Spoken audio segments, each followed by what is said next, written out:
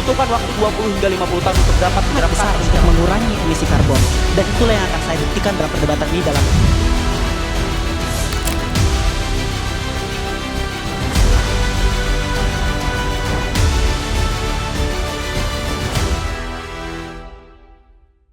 Selamat siang, mohon maaf, selamat siang semuanya. Selamat datang di Liga Debat Mahasiswa IDN Times 2026, Voice of Millennial and Gen Z, salam bernalar kritis.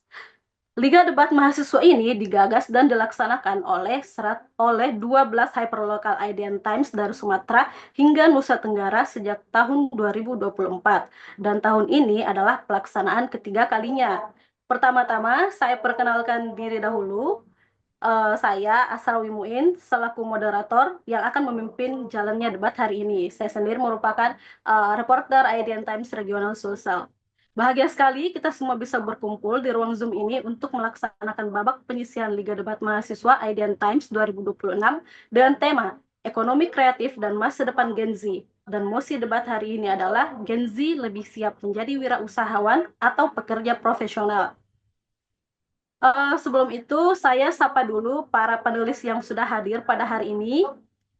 Panelis pertama, Mas Andi Pramono selaku manajer program kolektif Histeria. Bagaimana kabarnya, Mas? Selamat siang, baik-baik, Mbak. Semangat semuanya. Ya, semangat. Kemudian panelis kedua pada hari ini yaitu Dr. Eko Widodo selaku dosen Prodi Magister Administrasi Bisnis Unika Atmajaya Jakarta. Bagaimana kabarnya, Pak? Oke, Mbak Rawi, baik, tetap semangat. Ya, terima Iya, kasih. terima kasih. Berikutnya panelis ketiga kita pada hari ini yaitu Mas Agung Putu Iskandar, SSMSI, selaku founder Akna Komunika Surabaya. Bagaimana kabarnya, Mas?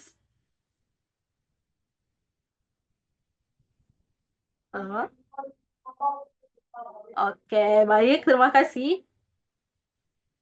Berikutnya kita sapa dulu peserta pada babak perempat final Liga Debat hari ini. Pertama dari Universitas Slamet Triadi yang hari ini akan berdebat sebagai tim pro. Gimana kabarnya kawan-kawan dari Universitas Jember? Halo? Silakan Jember. Iya. Dari Universitas Slamet Selanjutnya, tadi kabarnya puji Tuhan baik. Iya. Iya. Terus luar biasa ya kawan-kawan dari dua universitas yang akan adu gagasan hari ini. Jember. Nah, sebelum kita masuk ke sesi debat, saya akan menjelaskan dulu alur debatnya. Walaupun mungkin sudah dibagikan oleh panitia semua peserta, saya akan bacakan sekali lagi ya sebelum debat dimulai. Debat ini akan berlangsung dalam 4 sesi. Sesi pertama, masing-masing peserta akan diberikan kesempatan menyampaikan mosi debat selama 10 menit. 4 menit pertama dibuka oleh ketua tim. 3 menit selanjutnya, kesempatan untuk anggota tim kedua menyampaikan tambahan mosi debat, dan 3 menit terakhir kesempatan untuk anggota tim ketiga untuk menyimpulkan mosi debat. Sesi kedua, tim pro menyanggah mosi dan memberikan 2 pertanyaan kepada tim kontra. Maksimal pertanyaan disampaikan dalam 5 menit. Tim kontra kemudian menanggapi sanggahan dan menjawab pertanyaan dari tim pro maksimal 5 menit. Kemudian tim kontra memberi sanggahan sekaligus melemparkan 2 pertanyaan kepada tim pro maksimal dalam 5 menit. Tim pro kemudian menanggapi sanggahan dan pertanyaan dari tim kontra dalam 5 menit. Kemudian sesi ketiga, masing-masing panelis akan memberikan 1 pertanyaan kepada tim pro dan tim kontra dengan durasi waktu 3 menit. Tim pro dan kontra akan diberikan waktu masing-masing 5 menit untuk menanggapi pertanyaan dari panelis. Sesi keempat, masing-masing tim akan menyampaikan closing argumen maksimal 3 menit. Isi closing argumen bukan menyanggah pernyataan pada sesi tanya-jawab, namun argumentasi yang meyakinkan bahwa mosi yang diangkat lebih tepat dibanding tim lawan. Setiap sesi penyampaian setiap argumen nantinya diberi penanda waktu yang diberikan oleh timekeeper. Jadi mohon diperhatikan waktunya ya, karena kelebihan waktu juga akan menjadi penilaian bagi panelis. Nah, gimana kedua tim, sudah jelas? Dari Universitas Selamat tadi sudah jelas. Terima kasih. Gimana Universitas Jember? Sudah siap, Kak.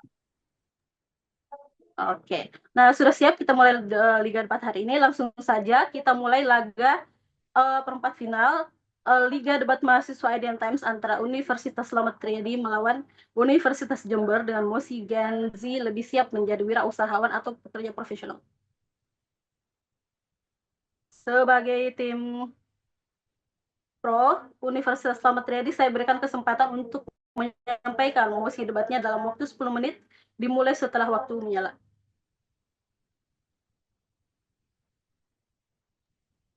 Audacious Fortuna Juvat, keberuntungan berpihak kepada mereka yang berani mengambil resiko dan memegang kendali atas nasibnya sendiri. Dan hari ini, keberanian itu ada di tangan generasi muda yang lebih siap menjadi wirausahawan. Assalamualaikum dan salam sejahtera untuk kita. Dewan juri yang terhormat, insan pemerhati, serta rekan berpikir kami dari tim kontra. Untuk pertama kalinya, kami sebagai tim pro sepakat mutlak untuk mendukung mosi bahwasanya Gen Z lebih siap menjadi wirausahawan. Kita semua wajib sadar akan dua hal Dewan Juri.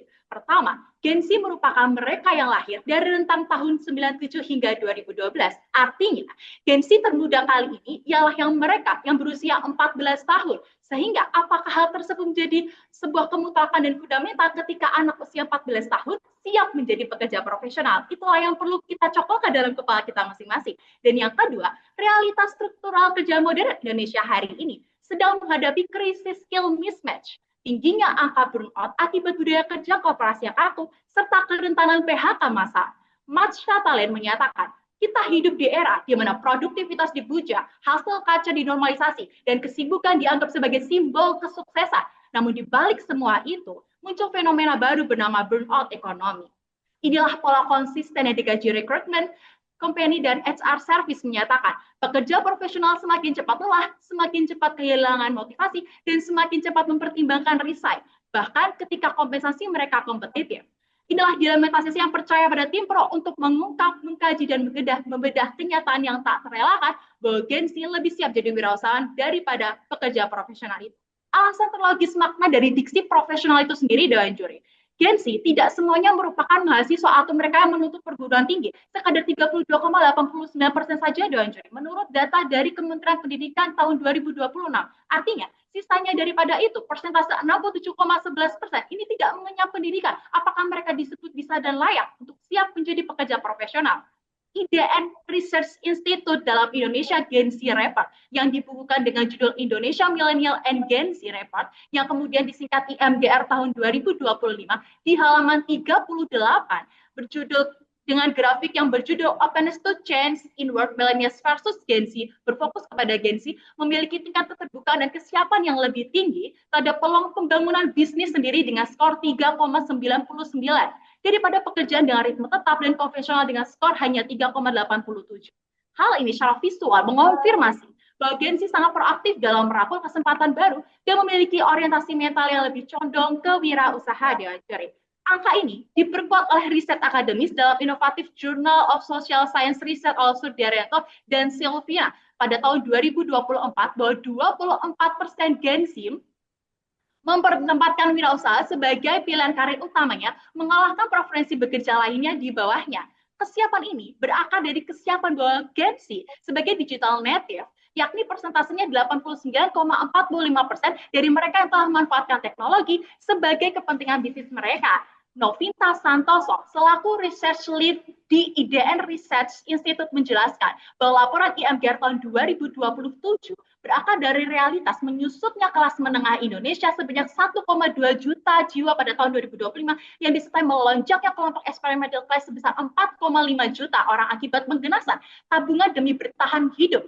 Di tengah himpitan ekonomi tersebut, Dewan Juri, milenial dan Gen Z, otomatis kita berfokus kepada Gen Z karena masih perdebatan berbicara tentang Gen Z, menolak berpangku tangan pada sistem mereka justru aktif merancang strategi ketahanan hidup mandiri. Sehingga argumentasi kami ialah yang pertama, transformasi karakter psikologis, dominasi ekosistem digital, dan yang ketiga, solusi krisis ketenagakerjaan global, dan yang keempat, pergeseran orientasi makna karir, dan yang kelima, dukungan infrastruktur dan pemodalan modern. Dewan Juri yang terhormat, 5 argumentasi utama kami dilandaskan fakta, data, dan realita yang terjadi pada hari ini. Pertama, dari segi karakter psikologis Gen Z sendiri yang siap menjadi wirausahawan. Menurut Deloitte Gen Z and Millennial Survey pada 2025, hanya 6% Gen Z yang ingin menjadi eksekutif di perusahaan. Artinya, mayoritas Gen Z tidak lagi menjadikan jabatan sebagai tujuan utama.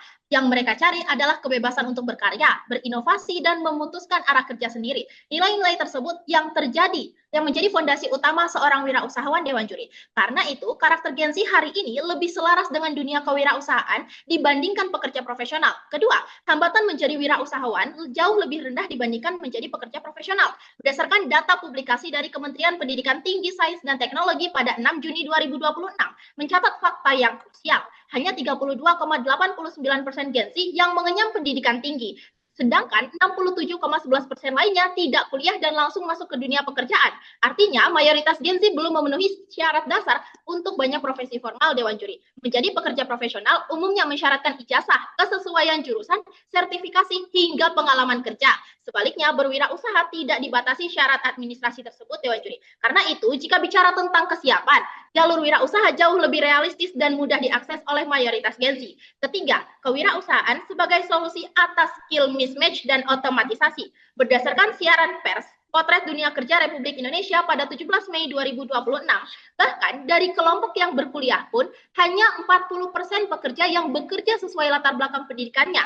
Fenomena ini diperparah oleh World Economic Forum Future of Job Report 2025 yang menegaskan bahwa disrupsi AI terus mengikis posisi pekerja profesional. Hal ini menunjukkan bahwa kewirausahaan jauh lebih mengakomodasi potensi Gen Z dibandingkan pekerja profesional. Keempat, pergeseran tolak ukur kesuksesan Gen Z. Riset dari Kompas.com pada 19 Mei 2026 dan Deloitte 2025 mengonfirmasi bahwa Gen Z tidak lagi mengukur kesuksesan dari banyaknya gaji, melainkan dari fleksibilitas dan dampak sosial. Sejalan dengan laporan dari Kemenko PMK, kewirausahaan memberi kendali penuh bagi Gen Z untuk menciptakan dampak sosial tersebut sekaligus menentukan arah masa depannya sendiri. Kelima, kesiapan infrastruktur dan permodalan. Secara struktural, pemerintah justru mendukung kesiapan kewirausahaan, Dewan Juri, melalui Perpres nomor 2 tahun 2022 tentang pengembangan kewirausahaan nasional, kemudahan legalitas via OSS RBA, hingga perluasan kredit usaha rakyat. Ditambah hadirnya crowdfunding, inkubator bisnis kampus, dan vintage lending, akses modal bagi wirausahawan tidak lagi eksklusif seperti 1 dekade lalu. Sederhananya, pekerja profesional menuntut Gen Z untuk muat di dalam wadah yang sudah ada, tapi kewirausahaan melatih Gen Z untuk menjadi arsitektur bagi wadah mereka sendiri. Dewan Juri, izinkan saya menutup pendirian tim kami dengan satu premis mendasar. Kesiapan tidak ditentukan oleh profesi yang dipilih, tetapi oleh kesesuaian karakter seseorang dengan tuntutan profesinya. Inilah yang dijelaskan oleh Person Environment Fit Theory oleh Christoph Braun. Maka pertanyaan dalam mosi ini bukanlah profesi mana yang lebih bergengsi, melainkan profesi mana yang paling sesuai dengan karakter Gen Z. Tim kami membuktikan bahwa jawabannya adalah wirausahawan melalui 3 pembuktian. Pertama, kemampuan adaptasi. Data yang dipetakan tirto.id menunjukkan sekitar 80% Gen Z lebih tertarik berwirausaha karena menawarkan fleksibilitas dan work-life balance. Karakter adaptif ini merupakan fondasi utama dari seorang entrepreneur. Bukti kedua, ketahanan psikologis dan orientasi otonomi. Kajian kumpul.id, Young and Restless, Social Entrepreneurship Among the Youth menunjukkan bahwa semakin banyak anak muda ini memilih membangun usaha berbasis inovasi dan dampak sosial dibanding bergantung pada struktur kerja yang kaku dan mereka ingin menciptakan solusi, bukan sekadar menjalankan sistem. Bukti yang ketiga, kesiapan menghadapi resiko. Global Entrepreneurship Monitor 2024-2025 melalui Entrepreneurship Reality Check menjelaskan bahwa AI, ekonomi digital, kemudian social commerce telah memangkas hambatan melalui usaha. Tantangan utama kini bukan lagi besarnya modal, melainkan kemampuan membaca peluang, mengelola risiko, dan beradaptasi, Dewan Juri. Dan kemampuan tersebut melekat pada Gen Z. Dewan Juri, pembuktian kami tidak berhenti pada teori. Mari melihat arah kebijakan dunia. Singapura melalui Startup SG, Vietnam melalui Project at 144 dan Estonia melalui startup Estonia sama-sama menjadikan kewirausahaan sebagai strategi nasional untuk membangun ekonomi masa depan, Dewan Juri. 3 negara, 2 kawasan dunia dan 1 arah kebijakan. Ketika negara-negara dengan tingkat inovasi tinggi sama-sama membangun generasi entrepreneur, itu bukan kebetulan, itu adalah bukti bahwa kewirausahaan merupakan kompetensi strategis abad ke-21. Indonesia menghadapi momentum yang sama. Bonus demografi hanya akan menjadi bonus pembangunan apabila jumlah pencipta lapangan kerja tumbuh lebih cepat daripada jumlah pencari kerja. Faktanya apa? UMKM menyumbang sekitar 61% produk domestik bruto dan menyerap sekitar 97% tenaga kerja nasional, Dewan Juri. Artinya apa? Fondasi ekonomi Indonesia dibangun oleh kewirausahaan. Dewan Juri, disinilah letak perbedaan paling mendasar antara kedua pilihan dalam mosi ini. Pekerja profesional menciptakan nilai di dalam sebuah sistem. Wirausahawan menciptakan sistem yang menghasilkan nilai bagi banyak orang. Ketika seorang Gen Z menjadi entrepreneur, manfaatnya tidak berhenti pada dirinya sendiri. Yang menciptakan lapangan kerja, mendorong inovasi, menggerakkan roda ekonomi, dan membuka peluang bagi masyarakat.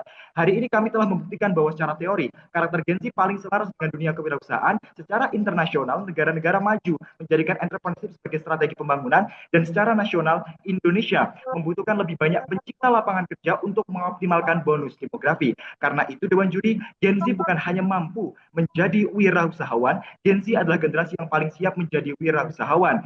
Sebab bangsa yang maju tidak diukur dari banyaknya orang yang berhasil memperoleh pekerjaan, tetapi dari banyaknya orang yang mampu menciptakan pekerjaan, menggerakkan ekonomi, dan membangun masa depan. Kami bangga berdiri sebagai tim pro. Cukup sekian dan terima kasih. Jadi waktu habis. Luar biasa tadi pemaparan mosi debat dari tim pro tadi. Ada sedikit yang membahas tentang karakter Gen Z yang selaras dengan digitalisasi, kemudian ada soal disrupsi AI. Baik, selanjutnya kita dengarkan mosi dari tim kontra hari ini dari Universitas Jember. Waktunya 10 menit dimulai setelah tanda waktu menyala. Dipersilahkan.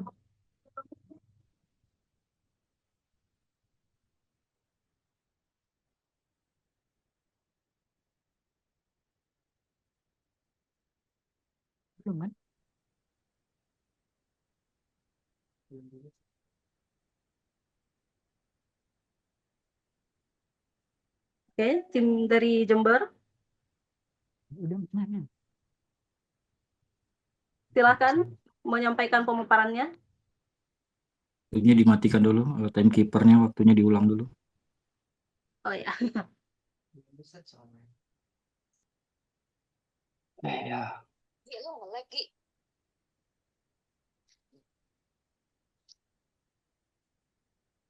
Cek, udah mulai langsung. Sebentar, Silakan. waktunya diperbaikin, waktu timekeepernya diperbaiki. Memang belum di set kan?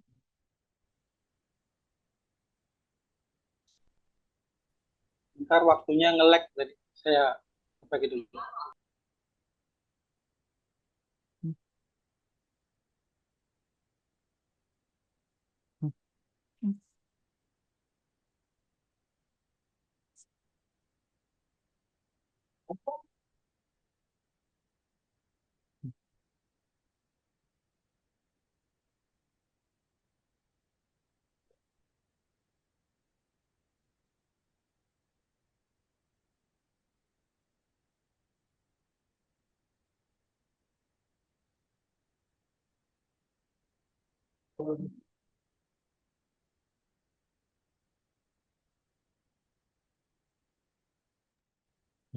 Mas Wibi udah bisa waktunya, timernya.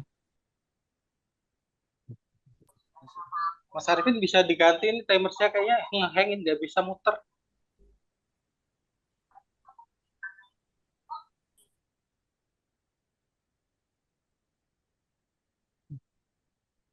Di stop dulu Mas, punya Mas. Udah, nah itu udah berhenti, silakan diulangi lagi. 10 menit untuk tim kontra. Kode. Timekeepernya saya take over ya.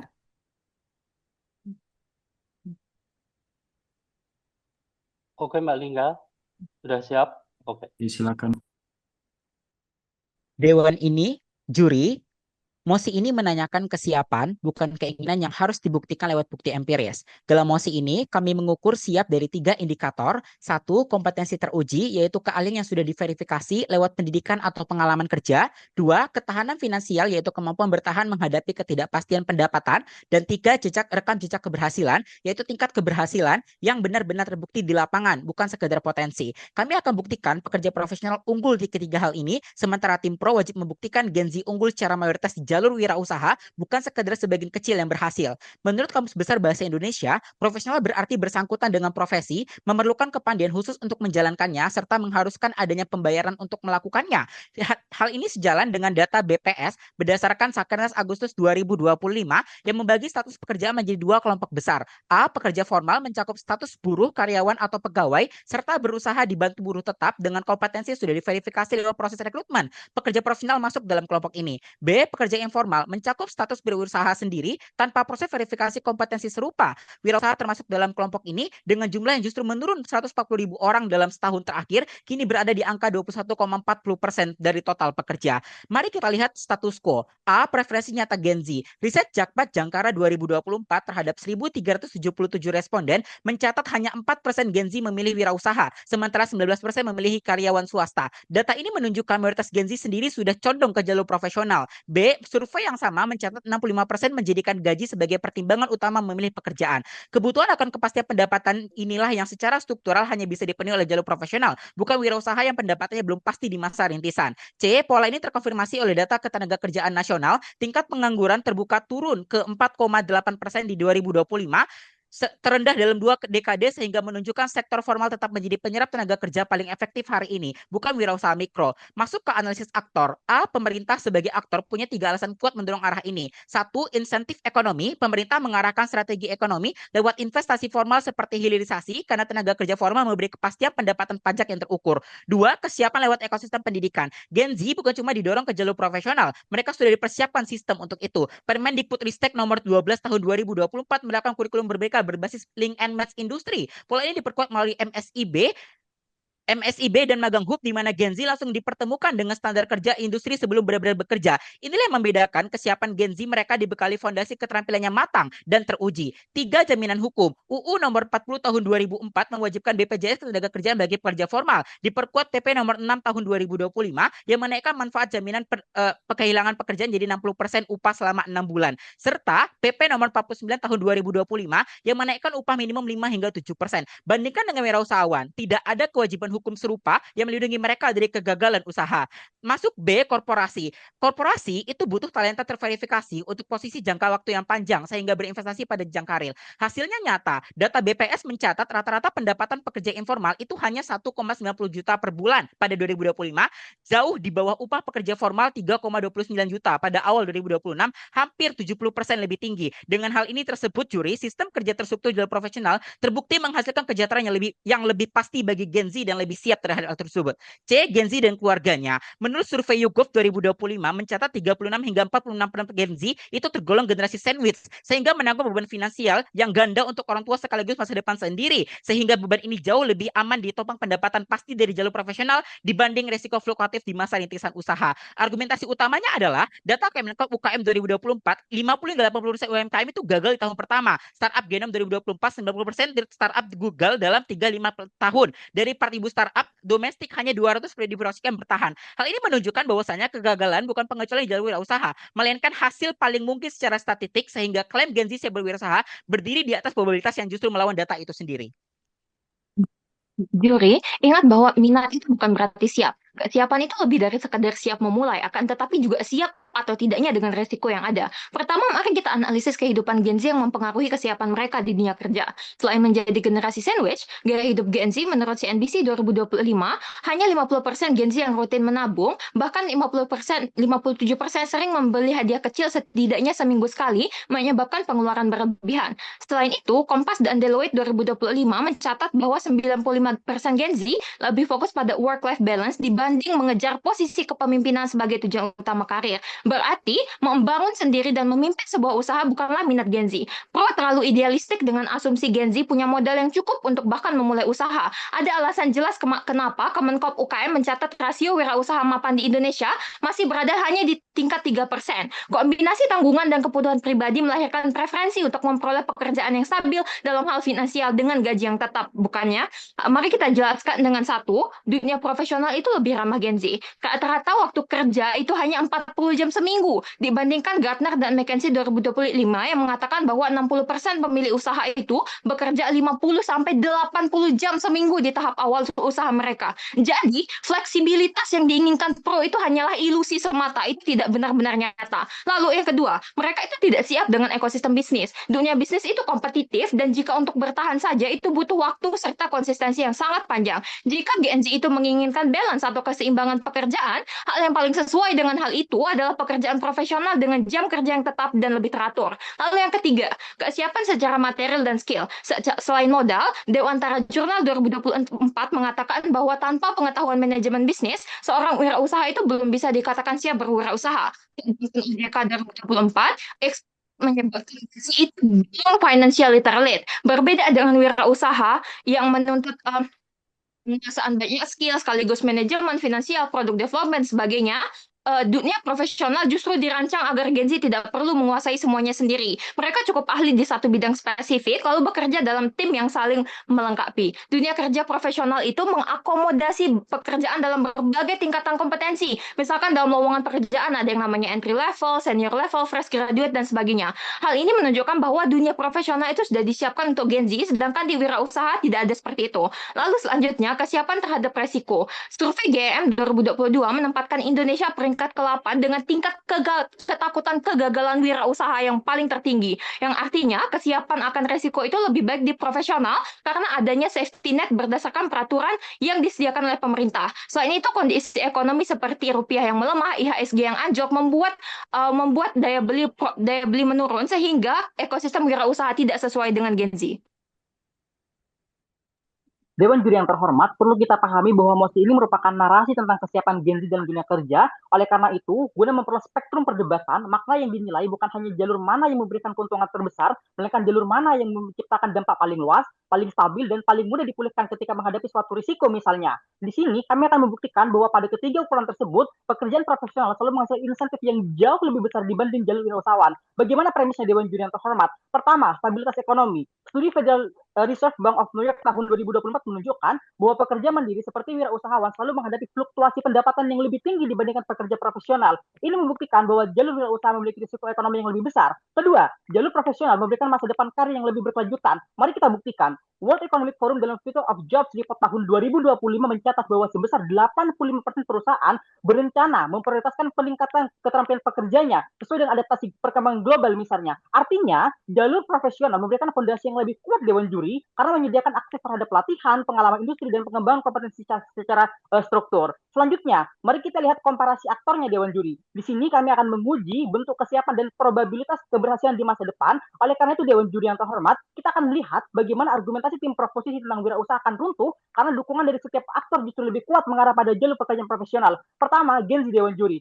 Tim proposisi menganggap bahwa Gen Z sangat siap menjadi seorang wirausahawan. Namun mereka lupa bahwa Good Start tahun 2025 menunjukkan bahwa 69% Gen Z memprioritaskan kepastian pendapatan dalam memilih pekerjaan. Maka, bagi mayoritas Gen Z tersebut, jalur profesional merupakan pilihan yang lebih rasional untuk diambil karena memberikan stabilitas pendapatan dan perlindungan ekonomi. Kedua, korporasi Dewan Juri. Tim proposisi membangun narasi bahwa korporasi akan mematikan kreativitas dan mengekang Gen Z. Faktanya justru terbalik Dewan Juri yang terhormat. Sebagai bukti, program Amuba Telkom telah melibatkan sekitar 7.680 peserta termasuk Gen Z dan menghasilkan 2.785 ide inovasi dan 226 proyek inkubasi. Data ini menjawab bahwa sangat bisa berinovasi di sektor kerja profesional. Sebaliknya, peneliti Naila Huaiza Nur Rahman dalam jurnal psikologi tahun 2025 menunjukkan bahwa sebesar 91% pelaku UKM mengalami workaholism sebesar 85% dan 91% mengalami job burnout. Data ini membantah argumentasi tim proposisi Dewan Juri mengenai pembuktian burnout di sektor wirausahaan itu sendiri. Terakhir adalah pemerintah. Dewan Juri sadari bahwasanya Peraturan Pemerintah Nomor 35 Tahun 2021 menjadi bukti nyata dukungan pemerintah karena di sana memberikan sebuah kompensasi bagi pekerja profesional ketika hubungan kerja berakhir. Arah kebijakan ini Dewan Juri sejalan dengan negara-negara kawasan seperti Malaysia melalui Employment Insurance System dan Singapura melalui Skills Future yang sama-sama memperkuat pekerja melalui perlindungan sosial dan peningkatan keterampilan. Dengan demikian Dewan Juri, burung merpati terbang tinggi, profesional terbukti, Gen Z siap hadapi masa nanti. Itu habis. Terima kasih untuk tim kontra, sungguh luar biasa. Mosi yang disampaikan oleh tim kontra tadi, mereka sedikit membahas tentang tingkat pengangguran, kemudian kehidupan Gen Z sebagai generasi sandwich, dan menganut work-life balance. Terima kasih.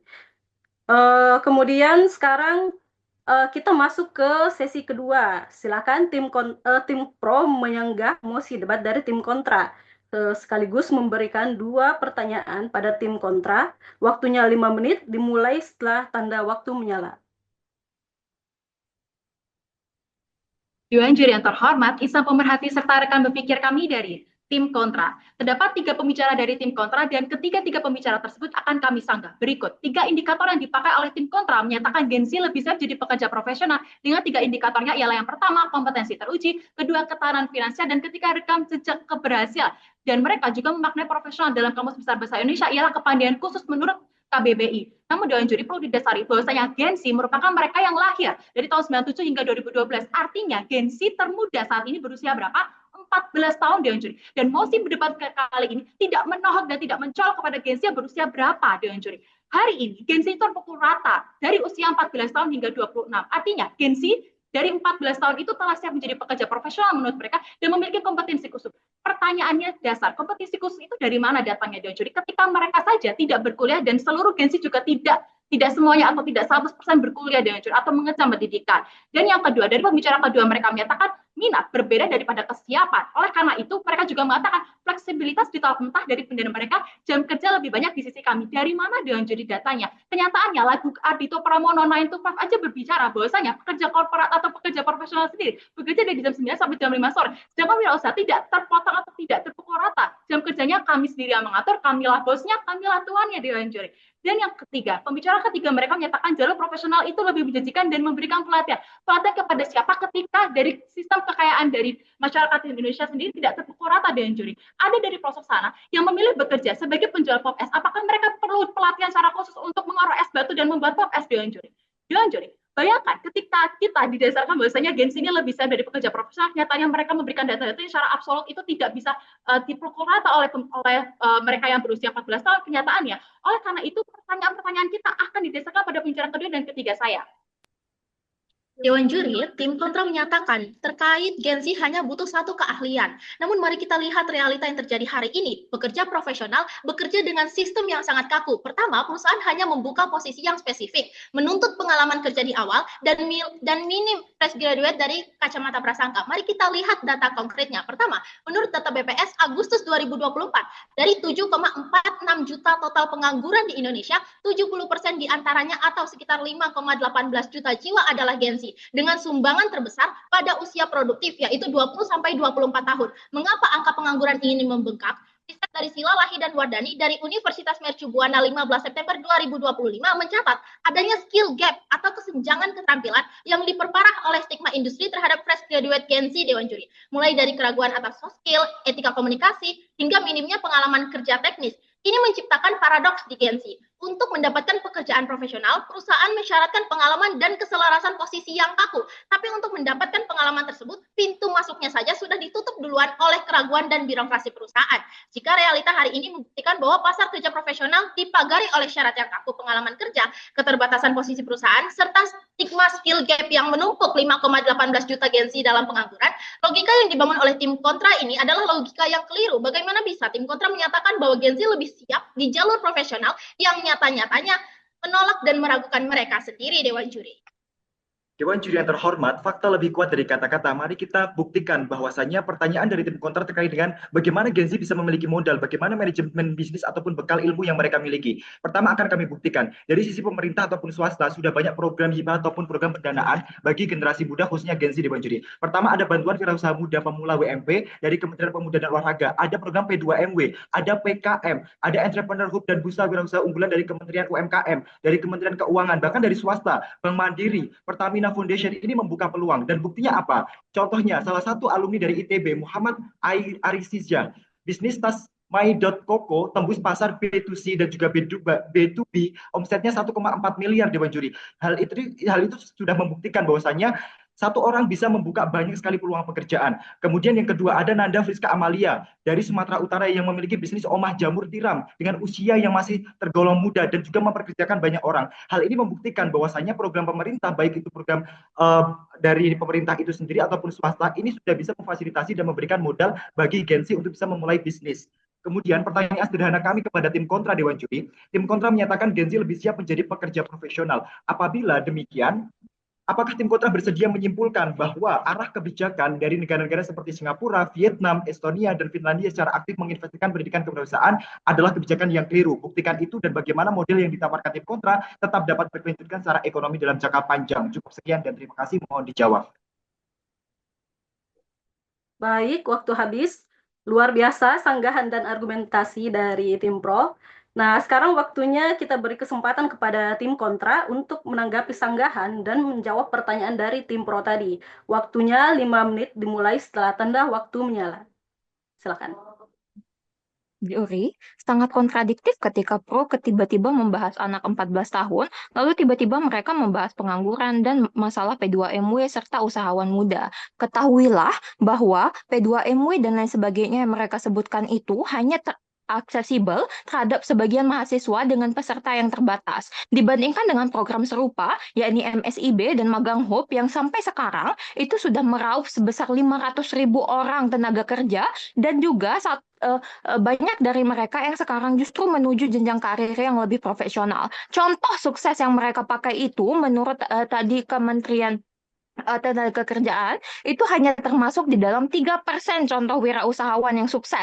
Sedangkan 97%-nya kemana Dewan juri? Tentunya pekerjaan yang lain yang di mana itu didominasi oleh pekerjaan formal. Kita dapat melihat bahwa ketika memasuki dunia kerja profesional, Gen Z sekarang itu biasanya disebut profesional muda bukannya? Artinya di karir yang dipilih itu sudah ada skill yang ditentukan dan diperlukan. Misalkan ketika kalian berkuliah di statistika atau data science, kemudian hari mereka menjadi data analis. Skill yang dibutuhkan sudah mereka siapkan. Sedangkan pro itu sangat idealistik dan asumtif ketika mengatakan bahwa saya berbisnis, saya Tuhannya, saya dapat libur 5 hari dan cuma berbisnis 2 hari misalkan. Usahawan sukses yang ingin kalian capai itu bekerja 80 jam dalam seminggu, bekerja tanpa tahu apa itu lelah dan istirahat hanya untuk membangun usahanya. Itu menurut data dari McKinsey 2025 yang mengatakan seperti itu.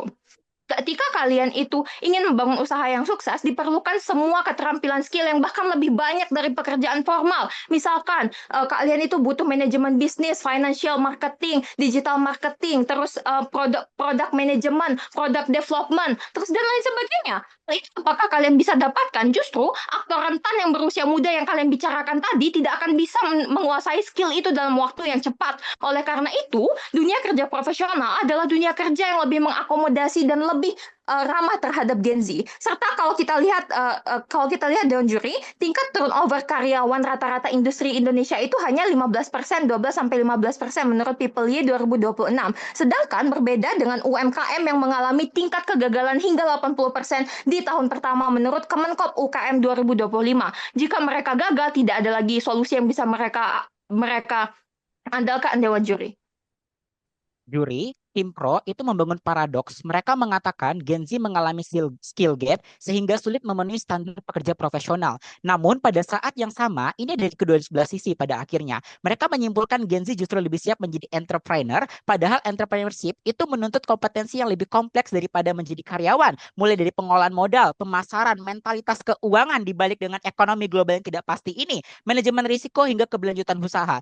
Jika standar dasar pekerja profesional saja belum terpenuhi akibat skill gap, tidak ada dasar logis untuk menyatakan mereka sudah lebih siap menjadi wirausahawan. Ini akan berbeda ketika di sisi kami seperti dijelaskan oleh baik tadi bahwasannya saat ini pemerintah telah mendukung ekosistem itu, bahkan di Kementerian Ketenagakerjaan mereka telah memberikan pelatihan dan sebagainya. Jika memang pada akhirnya 14 tahun untuk dikatakan tidak mampu memiliki keterampilan, toh pada akhirnya kurikulum pendidikan saat ini telah dibentuk untuk menjadi seorang kurikulum yang siap menjadi pekerja profesional, link and match industri bahkan pada akhirnya. Tapi juri mereka mengatakan bahwasanya ada pendanaan P2MW dan sebagainya. Ini akan mari kita lihat itu menjadi kausalitas terbalik pada akhirnya. Karena apa? Bahkan ketika ada kebijakan itu sendiri, namun setelah lebih dari 3 tahun dari kebijakan itu bahkan ada, rasanya itu tetap stagnan di angka 3,1 hingga 3,6%. Jauh dari target. Kalau intervensi kebijakan setingkat hal itu aja belum mampu, bagaimana bukti empirik kesiapan di sisi mereka itu tetap ada? Seni berdebat adalah seni berbicara, mendengarkan Dewan Juri yang terhormat. Tim proposisi gagal memahami argumentasi dari tim oposisi. Dewan Juri sejak awal tim proposisi keliru memahami posisi kami. Kami tidak pernah mengklaim bahwa hanya pekerjaan profesional yang mampu menghasilkan dampak positif. Yang kami buktikan adalah dampaknya lebih luas, lebih stabil, dan lebih mudah dipulihkan dibandingkan dengan usaha. Jadi, ketika mereka mengatakan bahwa dampaknya tidak eksklusif, itu bukan bantahan terhadap argumentasi kami Dewan Juri, melainkan bantahan klaim yang tidak pernah kami sampaikan, dan itu merupakan kegagalan pemahaman dari tim proposisi. Selanjutnya, mari kita lihat data terbaru. Bahkan Indonesia Monetary Fund tahun 2024 menegaskan bahwa UMKM Indonesia masih menghadapi kesenjangan kredit sebesar 47%, disertai dengan kendala modal, agunan, dan literasi keuangan. Lalu pembicara ketiga mereka mengatakan bahwasanya apakah arah kebijakan seperti Singapura itu merupakan kebijakan-kebijakan yang salah. Kami tidak menyalahkan Dewan Juri yang terhormat. Bahkan sektor profesional ini sangat signifikan perkembangannya Dewan Juri yang terhormat. Kita lihat bagaimana Singapura memperkuat skill future dan Indonesia juga mulai memperkuat peraturan pemerintah misalnya, dan ini menjadi kekuatan bagi tim proposisi. Baik, waktu habis. Sekarang masih giliran tim kontra yang akan melemparkan sanggahan sekaligus memberi 2 pertanyaan pada tim pro, maksimal dalam 5 menit, dimulai setelah tanda waktu menyala. Silakan. Dewan Juri, kami merespon argumen tim pro yang menekankan mengenai tentang bahwa pemerintah mendukung penuh kewirausahaan lewat program permodalan seperti misalnya kurikulum dari WMW ataupun kredit usaha rakyat atau bahkan P2MW sehingga Gen Z dianggap sudah difasilitasi untuk siap berwirausaha.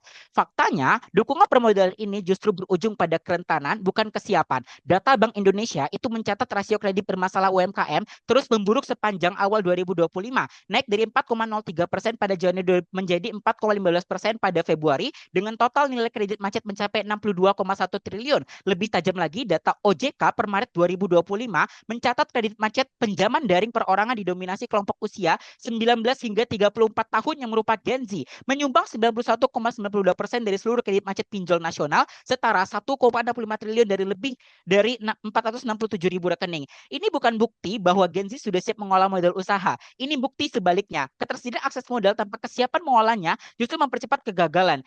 Pertanyaannya adalah, jika akses permodalan seperti kredit usaha rakyat dianggap bukti negara sudah menyiapkan Gen Z untuk berwirausaha, bagaimana tim pro menjelaskan bahwa menurut data OJK tersebut, kredit macet pinjaman daring perorangan justru didominasi kelompok usia 19 hingga 34 tahun, yang bahkan menyumbang 91,92% dari total kredit macet pinjaman nasional.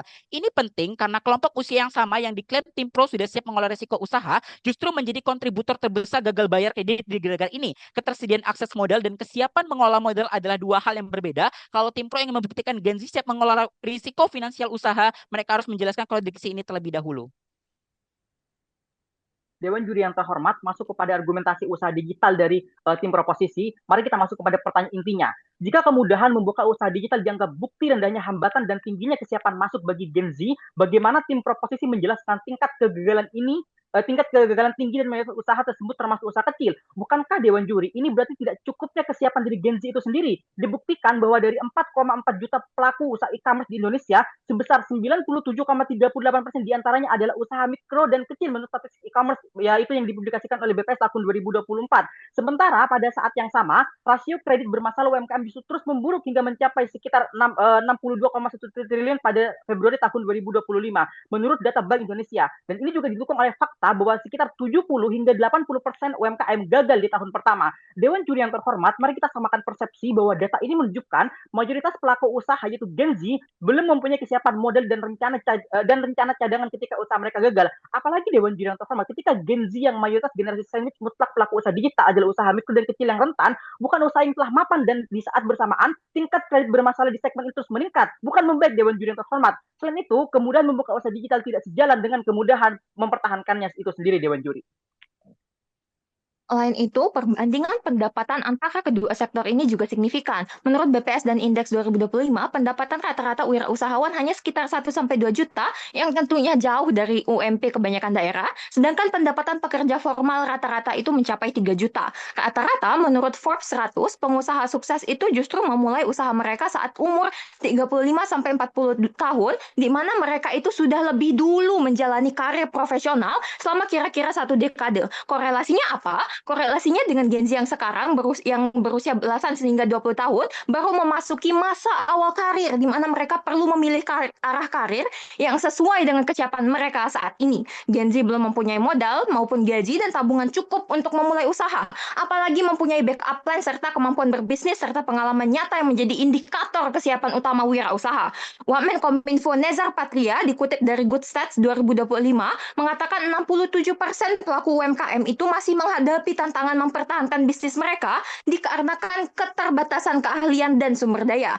Bukan cuma sulit memulai, tapi juga sulit untuk bertahan. Bahkan dengan kemudahan akses yang tim Pro sebutkan selama ini, yang katanya mudah itu, 60% pelaku UMKM itu masih mengeluhkan persaingan di sektor bisnis. Hal ini membuktikan dari segala sisi, baik dari sisi pemerintah, Gen Z belum siap sama sekali untuk menghadapi dunia bisnis yang sangat kompetitif dan rentan untuk gagal. Ketika kita gagal di dunia profesional, kita memiliki BPJS Ketenagakerjaan dan jaminan kehilangan pekerjaan yang dimana semua itu mencakup jaminan kematian, jaminan kecelakaan, asuransi, THR, tunjangan, dan lain sebagainya. Sedangkan tidak ada safety net di dalam Pro yang menjamin ketika gagalnya usaha, hilangnya semua modal, dan bekerja semaunya itu akan dapat mencukupi kebutuhan Gen Z sebagai sandwich generation dan mencukupi kebutuhan mereka dalam kesehariannya. Oleh karena itu, kami bangga. Waktu habis, terima kasih. Luar biasa pemaparan dari tim kontra. Sekarang giliran dari tim pro menanggapi sanggahan dan menjawab pertanyaan dari tim kontra dalam 5 menit. Dimulai setelah tanda waktu menyala. Silakan.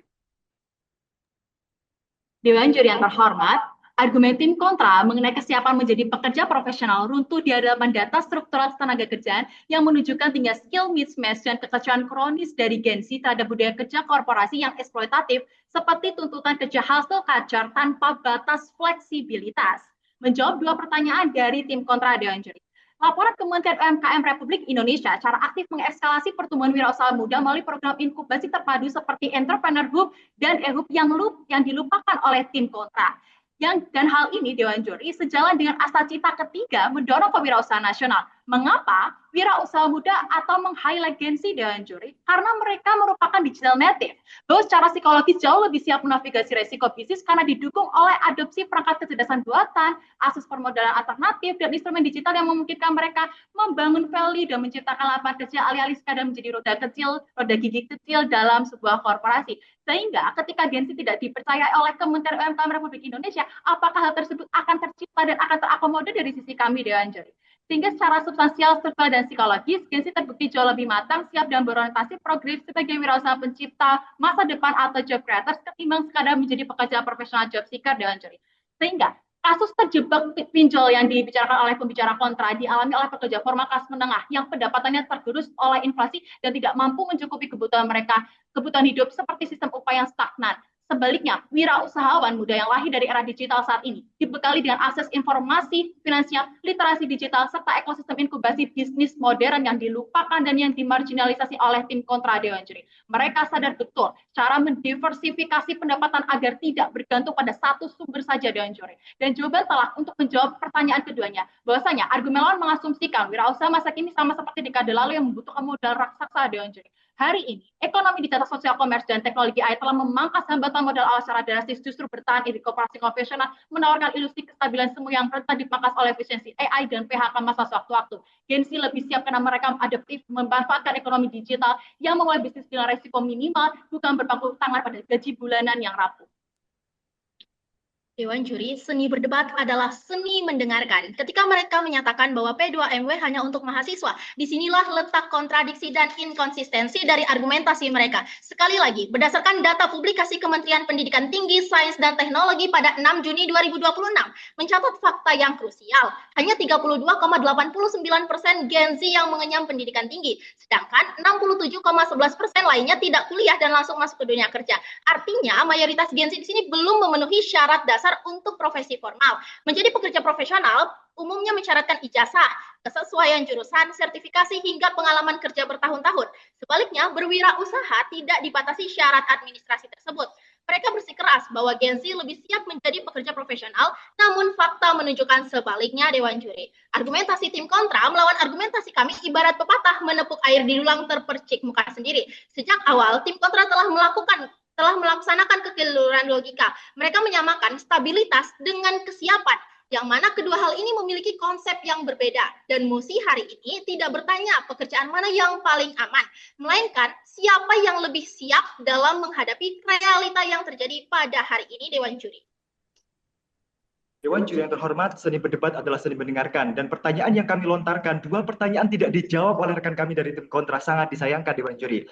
Kemudian tim kontra juga menganggap bahwasanya pekerjaan profesional sebagai solusi utama dalam pembangunan ekonomi. Namun faktanya, Dewan Juri, Indonesia bertumpu pada sektor kewirausahaan. UMKM menyumbang sekitar 61% produk domestik bruto dan menyerap 97% tenaga kerja nasional. Artinya apa, Dewan Juri? Yang menopang ekonomi Indonesia ini bukan banyaknya orang bekerja, tetapi banyaknya orang yang menciptakan pekerjaan. Itulah pentingnya bagaimana kita memberikan riset secara mendalam. Karena apa yang disampaikan tim kontra sangat-sangat dangkal dan sangat-sangat sempit, Dewan Juri. Tim kontra menawarkan satu manfaat. Satu orang memperoleh satu pekerjaan.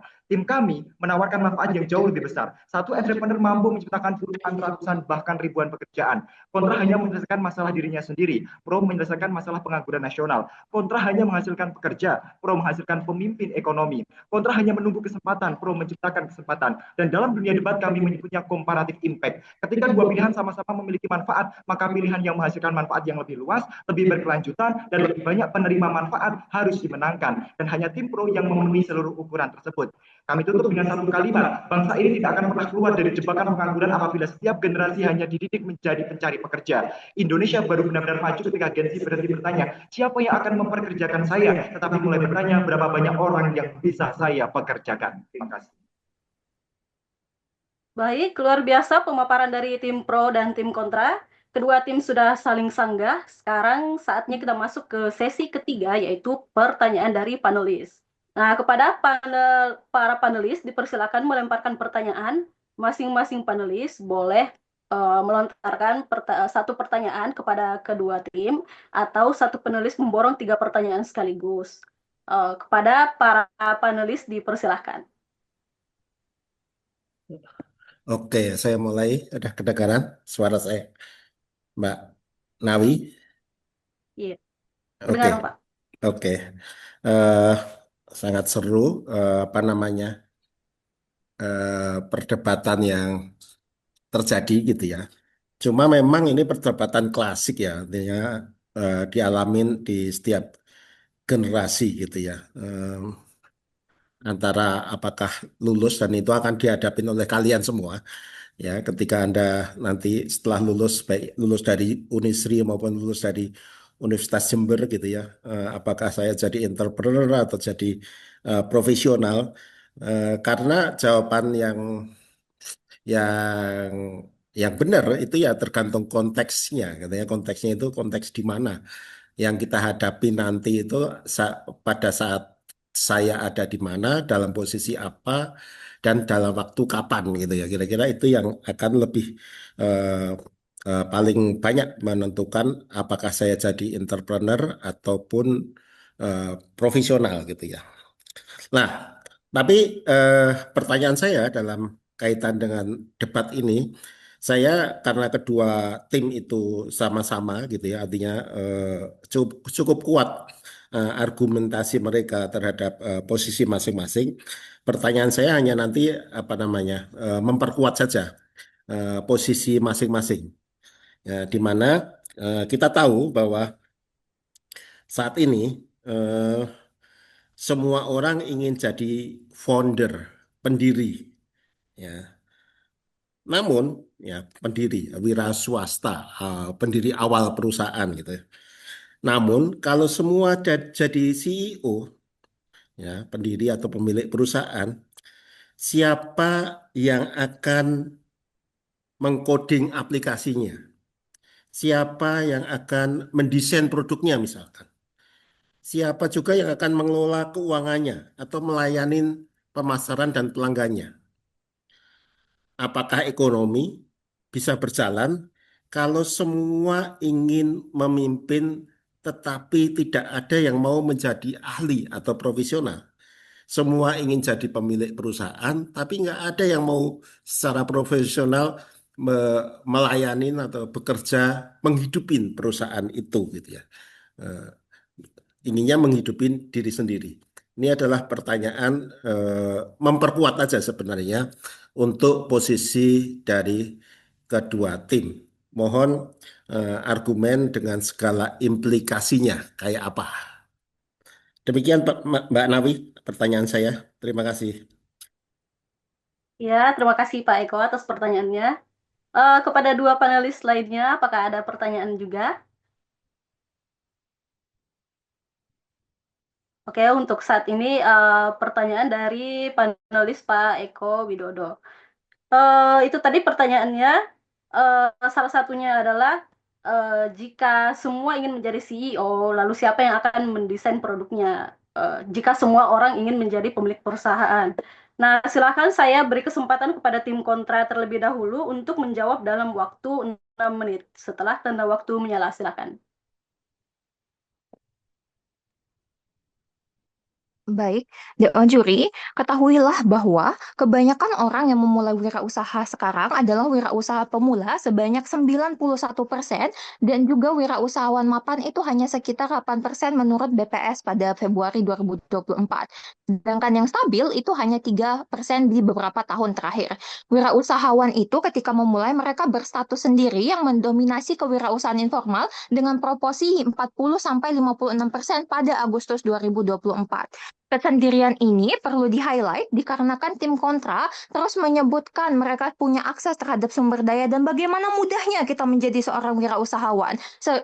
Sedangkan mereka tidak membuktikan tingkat efektivitas penggunaan sumber daya tersebut. Lanjut kepada pertanyaan, jika semua pendiri perusahaan ini akan mengelola akan menjadi CEO, siapa yang akan mengelola keuangan dan melakukan semua proses administrasi lain? Apakah ekonomi itu bisa berjalan kalau semuanya ingin memimpin tapi tidak ada yang bekerja? Tentu tidak. Hal ini yang perlu diluruskan dari awal. Kenapa tim yang dibicarakan di tim pro itu adalah ketika mereka itu menyebut bahwa mereka akan membuka lapangan kerja sebanyak ratusan ribu orang akan bekerja. Ingat bahwa mereka itu membicarakan mereka akan menjadi founder, mereka akan menjadi CEO. Ya ini mereka membangun wirausaha mereka sendiri.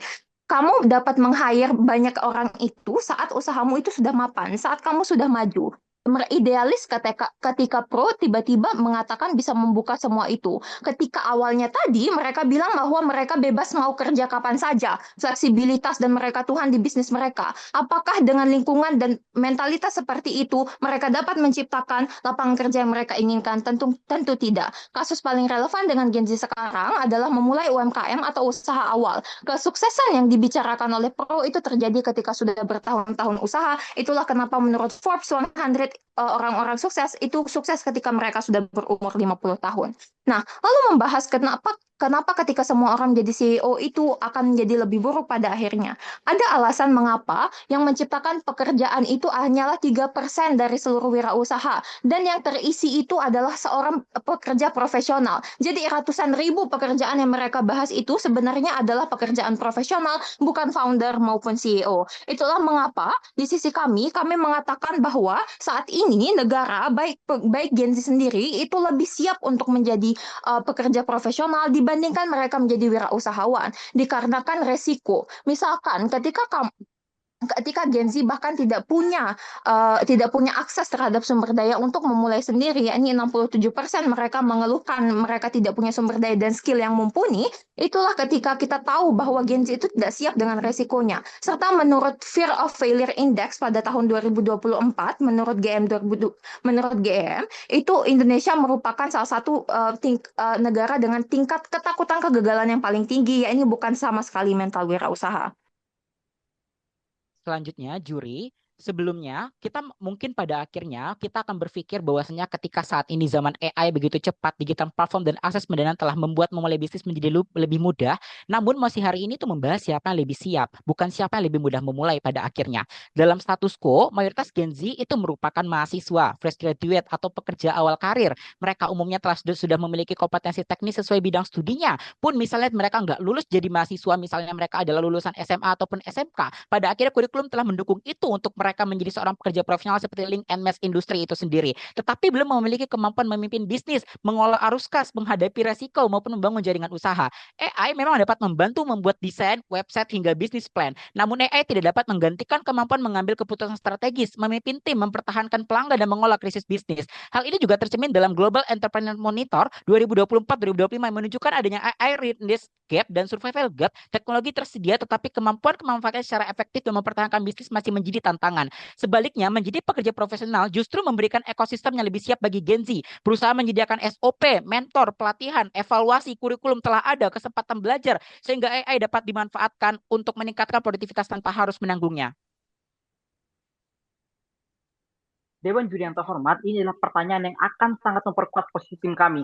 Kami tidak pernah mengatakan bahwa semua orang harus menjadi pekerja profesional, tetapi kami menolak asumsi bahwa mayoritas Gen Z lebih siap menjadi wirausahawan. Mengapa Dewan juri yang terhormat? Berdasarkan tinjauan dan analis yang sangat komprehensif, ekonomi itu tidak dibangun oleh semua orang menjadi founder, melainkan oleh pembagian peran yang saling melengkapi. Dewan juri yang terhormat, mari kita lihat bagaimana ada dua prinsip yang akan digunakan oleh tim proposisi. Pertama, prinsip division of labor yang menyatakan bahwa produktivitas meningkat ketika setiap individu memiliki peran yang terspesialisasi. Karena itu, ketika kita melihat negara tetangga, misalnya Singapura, yang terkenal dengan ekosistem startup tetap memperkuat skill future untuk memperkuat kompetisi tenaga kerja. Dan ini hanya ada di sektor profesionalisme, Dewan Juri terhormat. Mengapa? Karena di sini ada pembagian kerja yang sangat komprehensif, ada struktur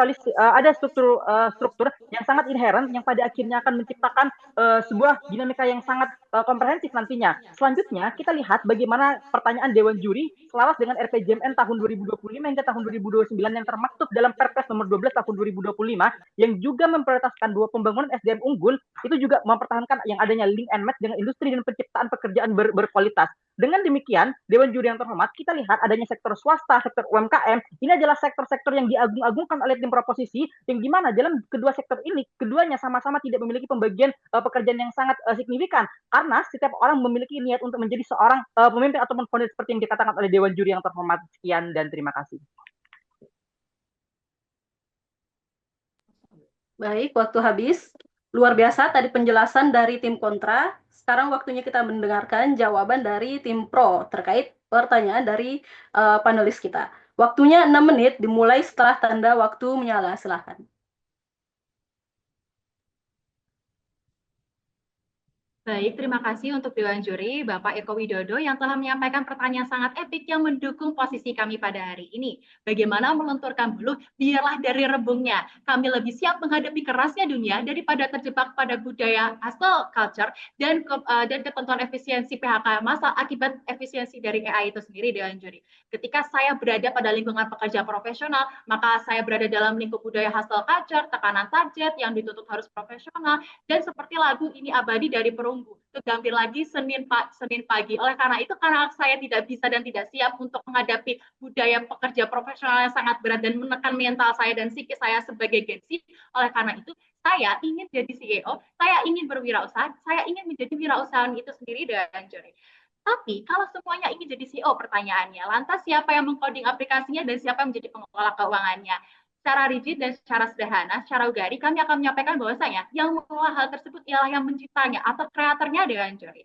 Ketika saya menjadi pemimpin, maka saya memiliki self of belonging, memiliki rasa mencintai usaha saya sendiri dalam kepemimpinan itu sendiri dengan juri. Dan hal tersebut pun sejalan dengan pernyataan dari Dr. Cory Similel, penulis beberapa buku tentang Gen Z yang dikutip dari Yahoo Finance, menyatakan saya menginginkan lingkungan kerja lebih sehat, sejahtera atau fleksibel, dan karena di lingkungan profesional hal itu tidak akan tercipta untuk saya sebagai Gen Z, maka saya akan menciptakan lingkungan itu sendiri, atau saya akan menjadi CEO dari wirausaha itu sendiri dengan jari. Dan dilansir pula dari Tirta Adi dengan artikel yang berjudul Gen Z, generasi paling berwirausaha demi work-life balance, menyatakan mayoritas 80% dari mereka percaya dalam berwirausaha. Dan penelitian dari Zen Business, sebuah platform pelatihan bisnis di Austin, Texas, dan Amerika Serikat, mengungkapkan sebanyak 93% Gen Z telah mengambil langkah untuk menuju eksplorasi kepemilikan bisnis. Dan adalah logika fallacy ketika tim kontra menyatakan bahwasanya Gen Z mayoritas itu adalah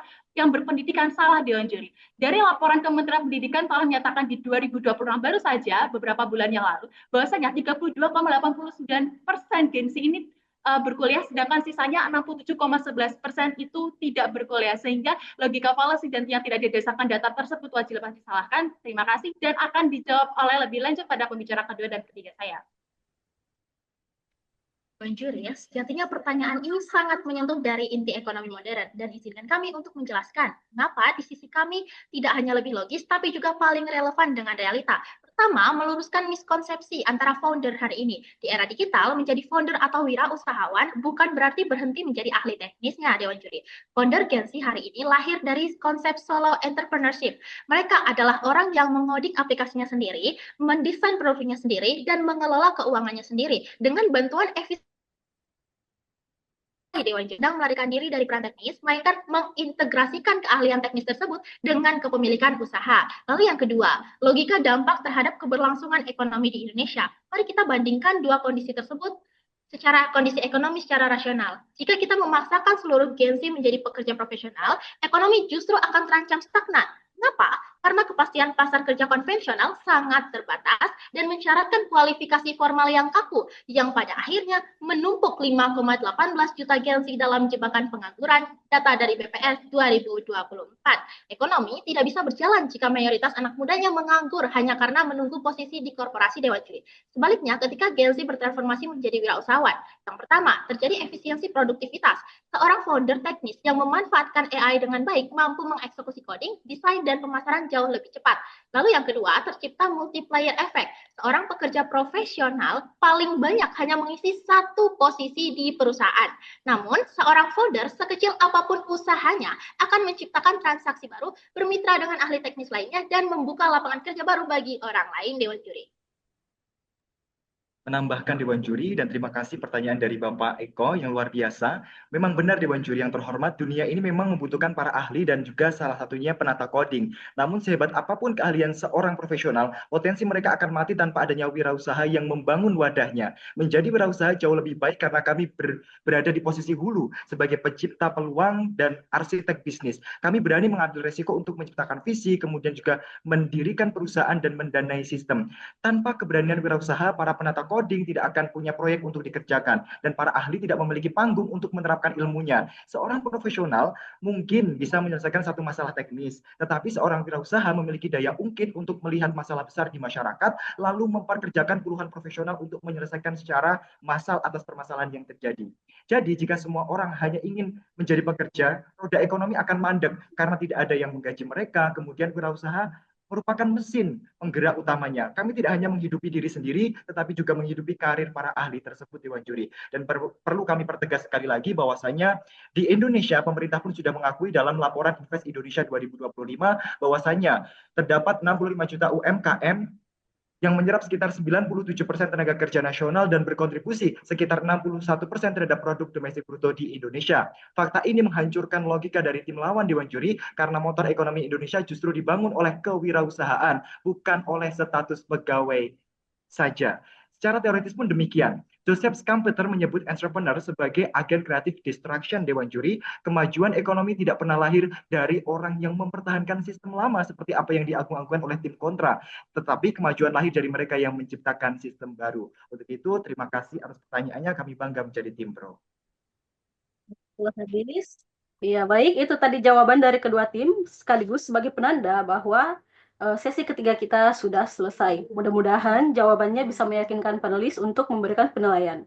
Sekarang kita masuk ke sesi terakhir atau sesi keempat. Kedua tim akan diberikan kesempatan menyampaikan closing argumen maksimal 3 menit. Isi closing argumen bukan menyanggah pernyataan pada sesi tanya jawab tadi, namun argumentasi yang meyakinkan bahwa mosi debat yang kalian angkat lebih tepat dibanding tim lawan. Saya beri kesempatan pertama kepada tim pro. Waktunya 3 menit, setelah tanda waktu menyala, silakan. Setelah melalui perdebatan panjang, akhirnya sampailah kita pada sesi kesimpulan. Debat adalah sarana beradu argumentasi, bukanlah seni beradu emosi. Ibarat pepatah yang perlu dijernihkan, yang kusut diluruskan. Assalamualaikum dan salam sejahtera untuk kita. Dewan Juri yang terhormat, insan pemerhati serta rekan berpikir kami dari tim kontra. Perlu dipahami bahwasanya 5 argumentasi utama kami telah memenangkan perdebatan kali ini atas kesiapan saya dan kawan-kawan serta kalian yang menjadi generasi Z untuk lebih siap menjadi pekerja, menjadi wirausahawan. 5 argumentasi utama kami ialah yang pertama, transformasi karakter psikologis, bahwa Gen Z, bahwa saya memiliki DNA psikologis yang menolak hierarki korporasi kaku dan berorientasi otonomi penuh melalui wirausaha. Yang kedua, dominasi ekosistem digital, bahwa sebagai digital native, Gen Z menguasai lanskap ekonomi digital, sosial, commerce, dan AI yang membuat hambatan masuk dunia bisnis yang menjadi sangat efisien. Dan yang ketiga, solusi krisis ketenagakerjaan global, bahwa wirausaha menjadi pelindung nyata dari ancaman skill mismatch. Dan yang keempat, pergeseran orientasi makna karir, bahwa Gen Z tidak lagi bekerja semata-mata demi gaji, melainkan fleksibilitas dan dampak sosial positif mereka. Dan yang terakhir atau kelima, dukungan infrastruktur dan permodalan modern, bahwa akses ekosistem finansial, digital providing, dan jejaring kolaborasi kreatif saat ini jauh lebih inklusif untuk memfasilitasi pengusaha muda. Dewan Juri, hari ini kita tidak sedang berdebat siapa yang lebih mulia antara menjadi wirausaha atau profesional. Yang kita buktikan adalah siapa yang lebih siap. Dan kesiapan tidak lahir dari harapan, tapi dari kesesuaian realita. Kami telah membuktikan dengan data bahwa karakter Gen Z lebih dekat dengan dunia kewirausahaan. Akses untuk memulai usaha jauh lebih terbuka, dan tingginya skill mismatch menunjukkan bahwa pasar kerja profesional belum mampu mengakomodasi potensi mereka secara optimal. Semua itu mengarah pada satu kesimpulan. Realita hari ini lebih berpihak pada kewirausahaan. Ibarat seorang yang bersepeda, Gen Z tidak menunggu jalannya mulus untuk memulai melaju, tapi belajar menjaga keseimbangan di setiap kondisi jalan. Itulah makna seorang wirausahawan, tidak menunggu keadaan ideal, melainkan menciptakan jalan dan peluangnya sendiri. Dewan Juri yang terhormat, negara-negara seperti Singapura, Vietnam, dan Estonia yang kami sampaikan membangun ekosistem kewirausahaan. Karena itulah Indonesia membutuhkan semakin banyak pencipta lapangan kerja untuk mengubah bonus demografi menjadi bonus kemakmuran. Dan karena itulah kewirausahaan bukan lagi sekadar pilihan profesi, melainkan ruang paling tepat bagi karakter Gen Z untuk memberi dampak. Dewan Juri yang terhormat, sejarah tidak pernah berubah karena semakin banyak orang yang menjalankan sistem. Sejarah berubah ketika lahir generasi yang berani membangun sistem yang lebih baik. Hari ini kami tidak hanya membuktikan bahwa Gen Z mampu menjadi wirausahawan. Kami membuktikan bahwa karakter Gen Z adalah karakter yang paling dibutuhkan untuk membangun masa depan Indonesia. Dan ketika mosi ini bertanya siapa yang lebih siap, maka jawaban yang paling logis, paling relevan, dan paling visioner hanya satu. Gen Z lebih siap menjadi wirausahawan. Cukup sekian dan terima kasih. Ya, itu tadi closing argumen dari tim pro. Sekarang waktunya saya beri kesempatan kepada tim kontra untuk menyampaikan closing argumennya. Waktunya 3 menit selesai, tanda waktu dipersilahkan. Dewan Juri, kami menang hari ini karena memenuhi beban pembuktian kami secara utuh. Sejak awal debat ini, kami menetapkan standar yang jelas bahwa pihak yang lebih siap harus memiliki 3 indikator, kompetensi yang teruji, ketahanan finansial, dan peluang keberhasilan yang lebih tinggi. Ketiga indikator tersebut telah kami buktikan secara konsisten melalui data dan analisis, bukan sekedar asumsi. Sebaliknya, tim pro membangun narasi yang terlalu idealis, seakan tidak akan ada risiko ke depannya. Mereka beranggapan bahwa karena ada AI, digital platform, dan akses pendanaan, maka Gen Z otomatis lebih lebih siap menjadi entrepreneur. Padahal teknologi hanya mempermudah memulai usaha, bukan menjamin kesiapan mengolah risiko, mempertahankan bisnis, maupun mengambil keputusan strategis ketika menghadapi krisis. Faktanya, ekonomi memang membutuhkan lebih banyak tenaga profesional daripada founder. International Labour Organization mencatat sekitar 90% lapangan kerja berada di sektor swasta, sementara OECD menunjukkan lebih dari 99% perusahaan merupakan UMKM yang keberlangsungan operasionalnya bergantung pada tenaga profesional. Bahkan pekerja profesional tidak hanya berasal dari lulusan perguruan tinggi, tetapi juga dari lulusan SMK, SMA, diploma, dan pendidikan vokasi yang memang dipersiapkan melalui sistem link and match dengan industri untuk memenuhi kebutuhan dunia kerja. Pada akhirnya, mosi ini tidak hanya bertanya siapa yang memiliki mimpi paling besar terhadap negara, tapi siapa yang lebih siap berdasarkan kondisi nyata hari ini. Dan sepanjang debat ini, hanya tim kami yang berhasil membuktikan bahwa pekerja profesional memiliki kompetensi yang telah teruji, risiko yang telah lebih terkendali, peluang keberhasilan lebih nyata, serta didukung oleh kebutuhan real dunia kerja. Jika pro-idealistik, kami realistis terhadap kondisi Gen Z. Dunia tak selalu berjalan di skenario terbaik, tapi penuh resiko dan kegagalan. Kami tak hanya membuktikan kenapa Gen Z siap, tapi juga menyiapkan keamanan proteksi resiko yang lebih baik. Kami menang bukan karena satu argumen tunggal, melainkan karena kesiapan yang kami buktikan berdiri dari sistem yang saling mengunci dari berbagai arah. Misal dari sisi pendidikan yang menyiapkan kurikulum dan program MSIB yang membekali Gen Z, lalu peraturan dari sisi hukum seperti Undang-Undang Ketenagakerjaan dan jaminan kehilangan pekerjaan yang mempersiapkan Gen Z masuk ke dunia profesional beserta memiliki pengaman dari resiko terburuk. Dari sisi ekonomi, BPS menunjukkan pendapatan pekerja formal hampir 70% lebih tinggi, dan dari sisi preferensi, Gen Z yang merupakan sandwich generation menanggung beban generasi. Kepastian pendapatan inilah yang mereka butuhkan saat ini dan work-life balance yang lebih didapatkan di dunia profesional. Dewan juri yang terhormat menarik satu jawaban yang sangat esensial. Kesiapan bukan soal siapa yang memiliki ide paling banyak, melainkan soal siapa yang telah dibekali fondasi paling matang untuk benar-benar melangkah. Inilah wujud kesiapan yang sesungguhnya. Bukan potensi yang masih harus diuji coba dengan taruhan besar, melainkan fondasi yang telah terbukti secara data, secara hukum, dan secara struktural. Karena itu, dengan penuh keyakinan, kami tegaskan bahwa Gen Z hari ini lebih siap menjadi pekerja profesional. Seperti yang dikatakan oleh Peter Drucker, penulis Austria Amerika Serikat, yang mengatakan bahwasanya produktivitas bukan berasal dari bekerja lebih keras, tetapi bekerja dengan cara yang lebih tepat. Dengan demikian, dukung Universitas Jember, bangga. Waktu habis. Luar biasa penampilan kedua tim hari ini. Keduanya sama-sama menyajikan argumentasi yang kuat dan dengan data yang juga luar biasa. Selanjutnya kita akan beri waktu para panelis ya untuk memberikan penilaian. Tapi sebelumnya kita foto bersama terlebih dahulu. Tolong tim pro dan kontra serta para panelis untuk on cam, kita akan foto bersama terlebih dahulu. Oke, Mbak Rawi. Oke. Tunggu apa-apa dari saya ya. Kita foto bersama, teman-teman.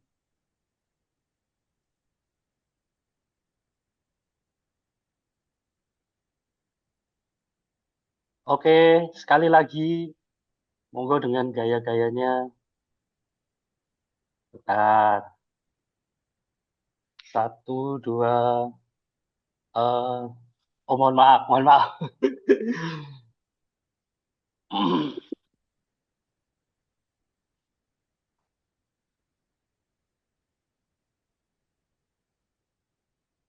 Sekali lagi, mohon maaf.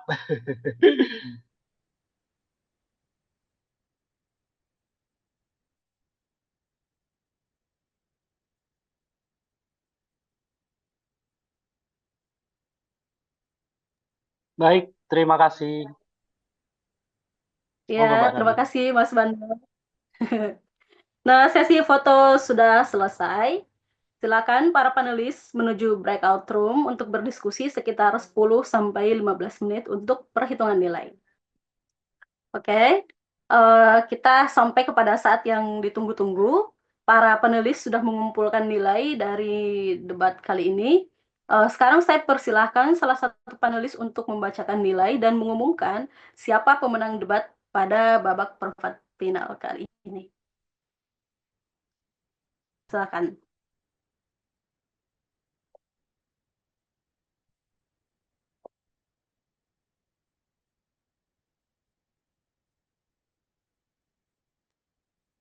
Eko masih mute, mohon maaf suaranya. Oh ya. Oh, ya. Oke, terima kasih Mbak Raffi atas kesempatannya. Ya, Teman-teman peserta Lomba Liga Debat Mahasiswa Indonesia 2026 yang luar biasa. Hari ini kita telah menyaksikan lebih dari sekedar adu argumen. Ya, kita melihat sebuah keberanian untuk menyampaikan gagasan, kemampuan berpikir kritis, serta semangat untuk mempertahankan pendapat dengan logika, data, dan etika. Kedua tim itu sama-sama bagus sebenarnya gitu ya. Masing-masing memiliki kekuatan dan kelemahannya.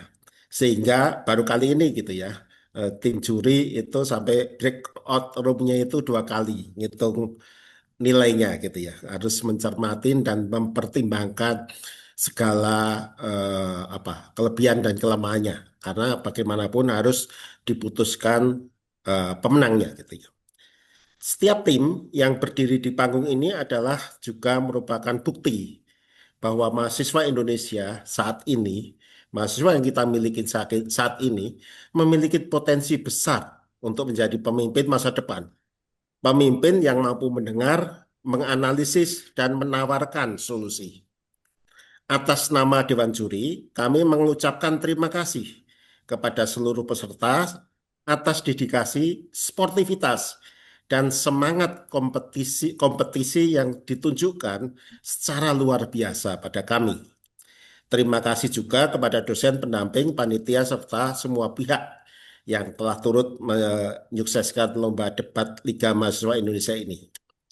Nah, teman-teman semua, bagi yang hari ini belum berdiri di podium, jangan pernah menganggap ini sebagai akhir perjalanan. Debat mengajarkan kita bahwa kemenangan sejati bukan hanya tentang menjadi yang terbaik hari ini. Ya, tadi topiknya tentang wirausaha. Ya, wirausaha banyak yang gagal gitu ya di tahap awal gitu. Tapi pengalaman sejati atau kemenangan sejati bukan hanya tentang menjadi yang terbaik hari ini, tetapi tentang terus belajar, terus berkembang, dan terus berani menyampaikan gagasan untuk masa depan Indonesia yang lebih baik. Dan kini tibalah saat yang paling dinantikan. Saya akan mengumumkan, menyampaikan skornya dari Dewan Juri pada putaran kali ini, gitu ya, pada season kali ini. Universitas Slamet Riyadi mendapatkan skor 235. Sementara Universitas Jember mendapatkan skor 236. Selisih 1 poin. Selamat kepada pemenang. Mari kita berikan tepuk tangan yang paling meriah sebagai bentuk apresiasi atas kerja keras, kecerdasan, dan dedikasi mereka. Terima kasih. Selamat sore. Baik, terima kasih Pak atas penilaiannya. Jadi itulah tadi penilaian dari panelis kita. Selamat kepada pemenang babak perempat final kali ini. Selamat melaju ke babak selanjutnya. Bagi yang kalah jangan patah arang karena kalianlah tim yang terbaik mewakili kampus kalian. Dengan diumumkannya pemenang, maka berakhirlah final Liga Debat Mahasiswa IDN Times 2026 antara Universitas Slamet Riyadi melawan Universitas Jember. Jangan lupa Liga Debat babak perempat final selanjutnya yang akan mempertemukan Universitas Pajajaran versus Universitas Gadjah Mada dan Institut Teknologi Bandung versus PKN STAN pada Kamis 6 Agustus 2026. Jangan lupa follow Instagram dan subscribe YouTube IDN Times. Sampai jumpa di Liga Debat Mahasiswa IDN Times Voice of Millennial and Gen Z. Saya moderator undur diri. Selamat sore semuanya. Salam bernalar kritis.